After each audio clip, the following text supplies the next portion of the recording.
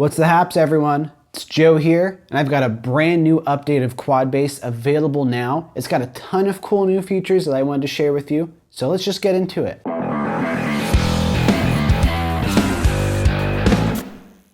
So, QuadBase has been an amazing plugin for me and for many people around the world to help dial in an awesome bass tone quickly. With its unique approach of multi-band processing, you make sure that your low end is always clear, clean, and stable with compression, while you have 3 more bands, the low mid, and high band, to tweak your sound with distortion ranging from clean to super overdrive or anywhere in between. It opens up a lot of possibilities and the ability to sort of emulate tons of different amps that are out there. This has been a game changer for me. This is sort of why I made it. For me, it simplified my process by changing a 5 to 6 plugin chain, brought it down to 1. Everything I need is right there, twist a few knobs, and I'm good to go. So while I've been super happy with QuadBase, there were a few things that I wanted to improve, and I'm really happy that I was able to hit all of those marks on this update. First thing is going to be the low compressor. The DSP for that has changed slightly. It's now a much more clean compression going on. Low ends of the attack and release used to get a little bit of distortion or artifacting going on there. This is super pinned, super clean and squishy.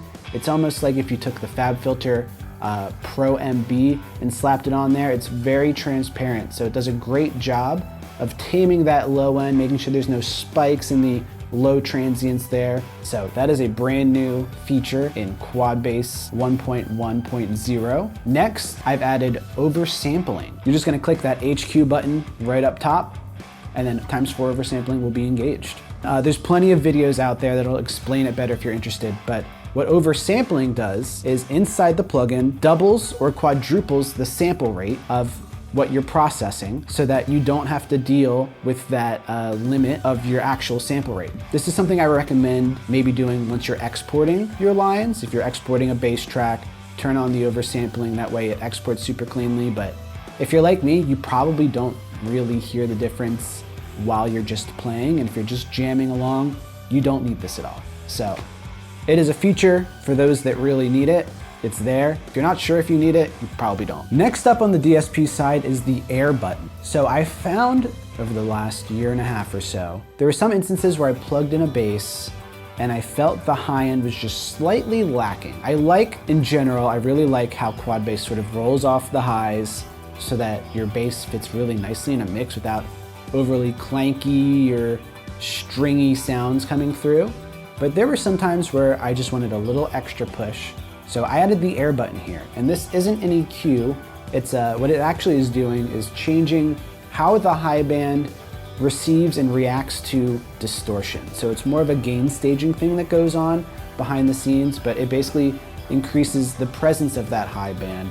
So you have a little more headroom there to sort of get some higher frequency tones out of your bass, if that's what you're looking for. Finally, on the DSP side of things, I've added an IR loader. I am super excited about this because this really opens up possibilities. If you have your own impulse responses of your own cabs, or maybe you've bought some packs of cab impulse responses that you really like, you can now load these into QuadBase and run them right through the plugin. It's super awesome, and one of my favorite parts is that as long as you don't move the location of your impulse responses, you can actually save a preset with a custom impulse response. QuadBase will remember that you're using that custom impulse response, and the next time you load up that preset, it'll load up your custom cab. If you do move the location, it'll confuse the heck out of it, and it'll tell you missing IR, and you'll have to relink it. But assuming you keep all your IRs in the same place, it's really fun and makes a really easy time to organize some cool presets and expand your tones. Overall in this plugin, I've made a few enhancements to the GUI, just making it look a little nicer, especially on that top bar with some of the preset options. I've changed the icons for forward and next, as well as the save icon, and added a delete icon as well. So if you want to delete a certain preset, you just load it up, press the delete button, and it's gone. It will be deleted permanently. So if you really want to delete, be sure about that. Otherwise, don't delete your presets from there, but it makes it an easy way to organize and get rid of some presets that you aren't using without having to dig deep into the files of your system. Lastly, I fully redesigned the preset browser. So this is sort of how I wanted it to look in the first place. Finally figured out how to get it there. All presets are going to be organized via folders. So you have your user presets and then the artist presets. User presets will be all the presets that you've created and saved on your system. The artist presets are organized by individual folders of individual artists. In this release, we have a few more artists contributing presets like Reza Filyadi and Kyle Conkiel, adding some really cool sounds. In my own folder, I've added some of the tones from our upcoming EP. These are the tracks that I sent to Adam with these presets, so you're basically getting those tones. But yeah, that wraps up what's new in this update. It's a super big update. I'm really proud of it. This basically helps complete the vision I had for QuadBase when I set out to make it, and I'm really proud of it. So I hope you'll check it out.